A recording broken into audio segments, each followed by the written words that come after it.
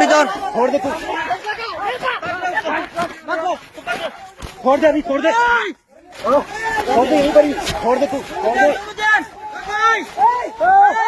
এই চিত্র দেখে মনে হতে পারে যে ভারতের দাদাগিরি এখন সম্পূর্ণরূপে শেষ, খতম করে দিয়েছে বাংলাদেশি বর্ডার গার্ড বিজিবি।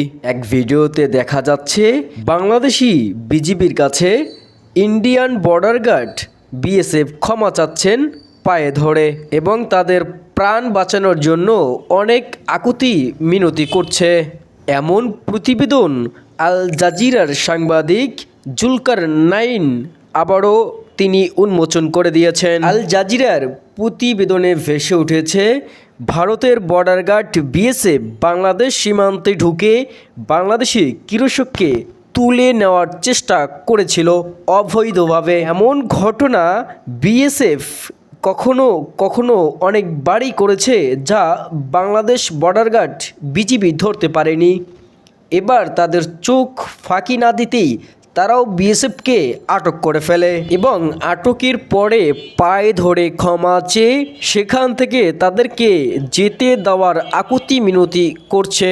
কিন্তু এই ভেজাবেড়াল বিএসএফ জানতো না যে বাংলাদেশের স্বৈরশাসক পতনের পর ঘুরে যাবে তাদের শক্তির পরিমাণ। তাহলে এই দৃশ্য দেখার পরে আপনার কাছে মনে হতে পারে যে আওয়ামী লীগ সরকার ছিল একমাত্র ভারতেরই একটি নিম্ন শক্তি দল, যেটি ভারতের বিপক্ষে নয় বরং ভারতকে বাঁচানোর জন্য বাংলাদেশ প্রাণও দিতে পারে সেই দল হিসেবে ছিল আওয়ামী লীগ। তবে মজার বিষয় হচ্ছে ভারতে 142 কোটি মানুষের ভিতরে বাংলাদেশি দালাল একটিও খুঁজে পাওয়া যাবে না, অথচ বাংলাদেশে 18 কোটি জনগণের মধ্যে কয়েক কোটি আছেন ভারতের দালাল। তবে বাংলাদেশের বিশেষজ্ঞগণ বলছেন কি করে তাদের এত সাহস হয়, যেখানে পাকিস্তান ভারত কাশ্মীর নিয়ে তুমুল উত্তেজনায়, সেখানে আবার সাহস করে বাংলাদেশেও ঢুকতে চায়।